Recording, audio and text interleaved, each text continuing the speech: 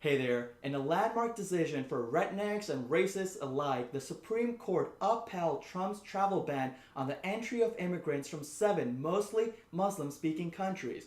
The Supreme Court's next task involves whiting out "Gimme you're tired, you're poor" from the Statue of Liberty and replacing it with "Gimme you're well fed, you're rich, oh wait, if they're white, we'll take 'em poor." Hell, even the Donald was shocked, tweeting, "Blah blah blah, wow. It's when you get away with a complete BS excuse with your girlfriend. Baby, I wasn't out drinking late. I was coming back home. I saw an old lady crossing the street with a disabled dog in one hand and a child in the other. I had to go help, and then we got attacked by ninjas, and then I had to fend them off. I didn't hurt this in a bar fight. I was just trying to come home as soon as possible. It's only 3 in the morning."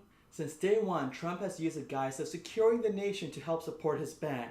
But I wonder if the Supreme Court will permit a similar ban on banning single white men from going to movie theaters by themselves, because that makes me feel insecure.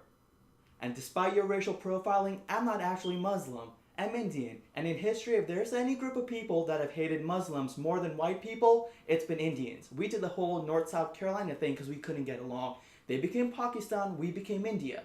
So this doesn't come from a place of biased preference towards Muslim, it just comes from common human decency. But morality aside, no one was happier than Senate Majority Leader and the only currently serving toad in Congress, Mitch McConnell, whose official Twitter page tweeted this picture of him almost getting to shake hands with Judge Gorsuch.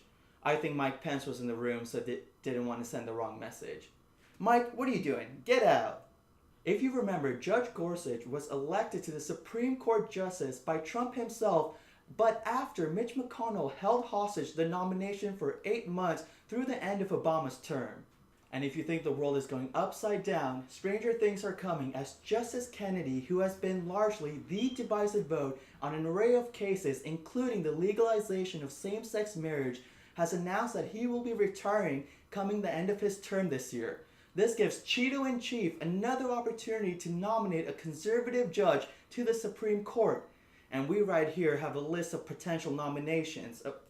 I see Judge Judy, Judge Mathis, Harvey Specter. Oh, this is his TV schedule. Our judicial branch at one time was considered the only branch of government that was void of partisanship. Now that thought is as delusional as Thanos thinking he can relieve himself of all his problems by just getting rid of them. That's not how you deal with life's problems. Wait for the sequel. Just wait for it.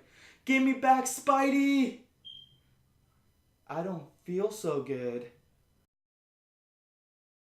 In other tidbits for the week, Melania visited detention centers along the US and Mexican border where children are being separated from their families. By doing so, she became the first immigrant to make it out of an ICE detention center. Props to the First Lady. Also, Sarah Huckabee Sanders was asked to leave a restaurant in Virginia after the waiters refused to serve her.